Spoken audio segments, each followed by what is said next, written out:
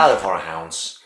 Do you ever get the feeling when you're watching a movie that you're being trolled by the director? I think Lars von Trier does it all the time, and I suspect that Nicholas Winding Refn does it more often than not.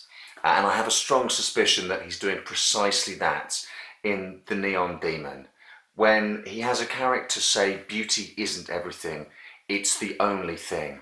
He's practically daring you to find any substance beneath the gorgeous glossy surface of this beautiful looking film.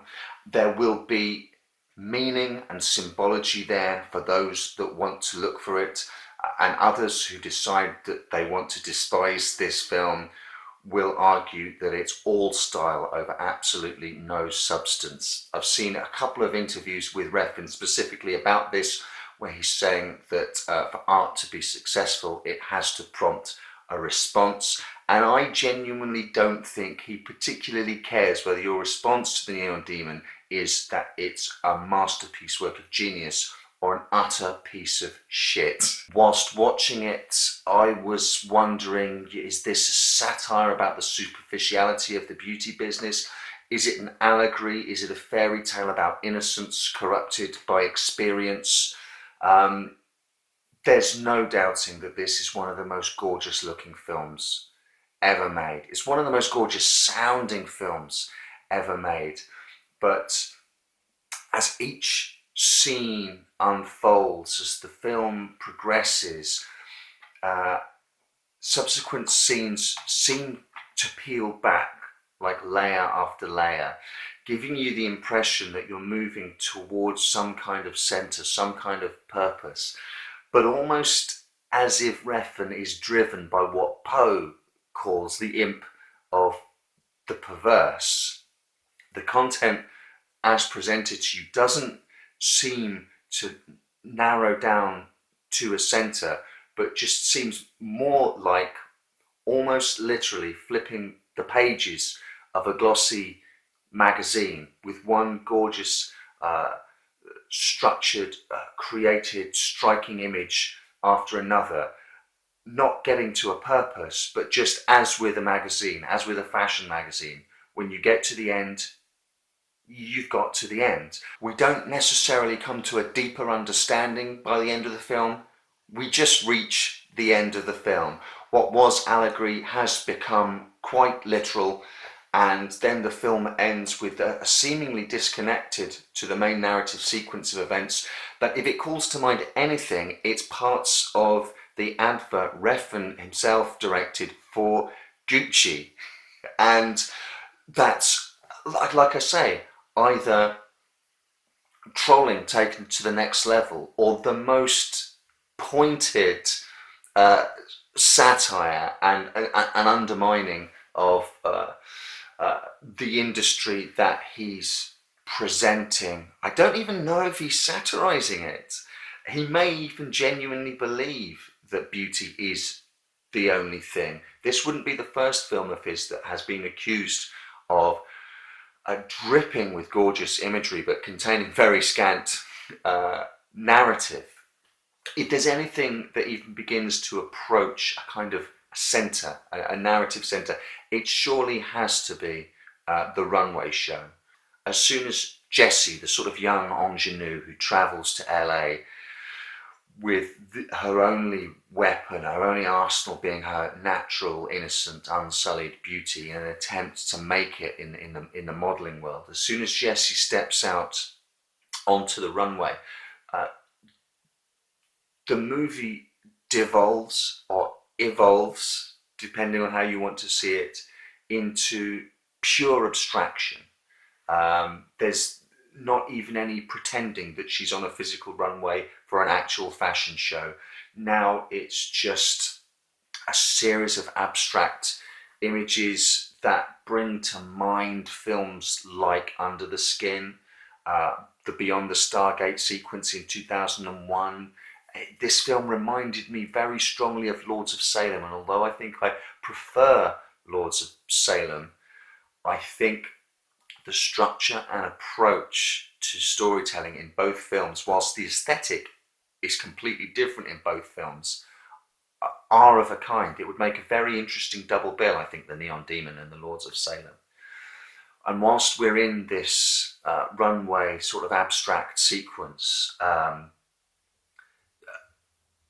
this sort of almost pulsing, glowing sort of rave, does Jessie come face to face with the Neon Demon itself? Is it, the Neon Demon is perhaps this sequence of triangles that she comes face to face with, although Refn in interviews has said that the character of Jessie is the Neon Demon.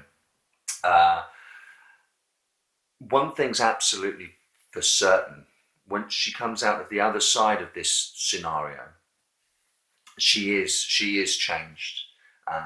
Just as I imagine the fashion industry will change a young innocent girl who joins it.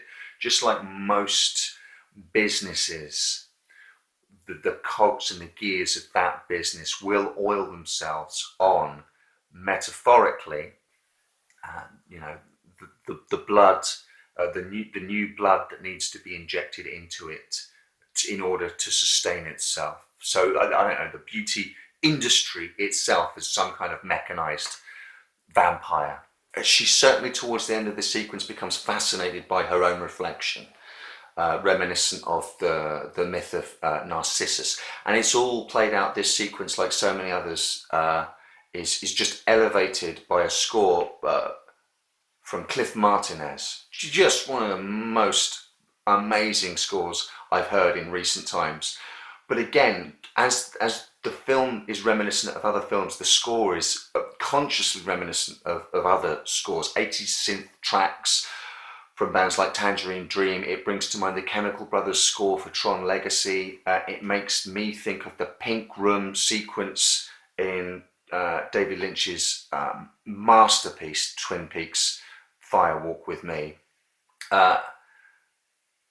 For a film that's potentially all surface, it does shamelessly, consciously, purposefully evoke many other films and stories. Apart from the ones I've already mentioned, I've written a list of works that watching it made me think of whilst I was watching it. You've got, for me at least, and I'm sure there are many others, Sleeping Beauty, Beauty and the Beast, Little Red Riding Hood, Stanley Kubrick's Eyes Wide Shut, Lolita, and The Shining, very much The Shining. There's Carrie in there, A Nightmare on Elm Street is referenced in there. Cat People, the Paul Schrader movie, Cat People, which I'm going to have to get around to at some point on this channel. Countess Dracula, by way of the legend of Elizabeth Bathory, the myth of Narcissus that I mentioned, Suspiria, definitely, if not also Inferno from Dario Argento.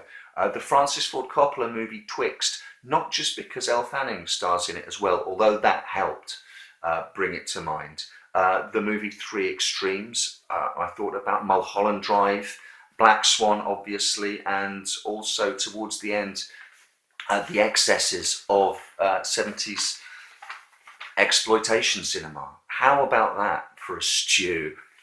There's not much point really talking about what the film's about. I'm certainly not going to, for people who haven't seen it, reveal what happens, what it becomes. What I will say though is, whilst you're watching it for the first time, you're very actively waiting for the other shoe to drop, for the film to reveal what it is, if that makes any kind of sense. Whilst we were watching it, I said to my girlfriend, so, like, is she a vampire? Are they witches? Is someone a werecat? Is someone a serial killer in this? Is this a supernatural film? Is it a psychological thriller? I know something is going on, but until the film tells me what's going on, I'm not entirely sure what it is. The pace is slow. It is a slow pace, but it's an assuredly slow pace. So I was never worried whilst watching it that the film wasn't going to ultimately reveal itself to me.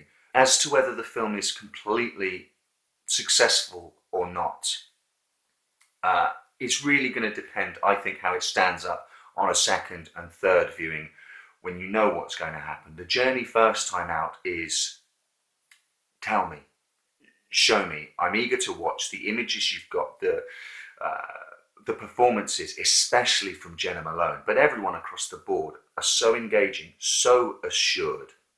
The film is so light on dialogue and so light on much really happening, but it's done with such a confidence that I was willing to let the film unfold before me on first viewing.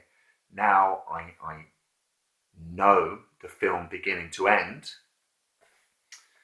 I wonder how strong it is on second viewing. It made a lot of headlines about extremes and grotesqueries and walkouts and boos at Cannes and stuff like that. As a seasoned horror fan, there is nothing in there that was particularly extreme to my mind. It reminded me of all the brouhaha about Black Swan when that came out. And a little like The Neon Demon, The Black Swan was most certainly a horror film presented as an art house movie and given to people who don't go and watch horror films, basically. So those people who don't go and watch horror films will go and see The Black Swan and go, "Oh my God, this is extreme. This is revolting. This is horrific." And us horror fans are like, "Really?" Because I've got about a dozen films on my shelf here that will send you into conniptions if you ever sit down and watch them. For me, the horror, the extremity in The Neon Demon was of a par with that. Nothing really to write home about. Not Antichrist levels of what the fuckery. So when Lars von Trier decides, right, I'm going to make an art house horror movie, he, all right, there's some extremity in there. So I liked it, and at the risk of repeating myself, I won't decide how much I liked it until I've seen it again. But I can understand why it's divisive.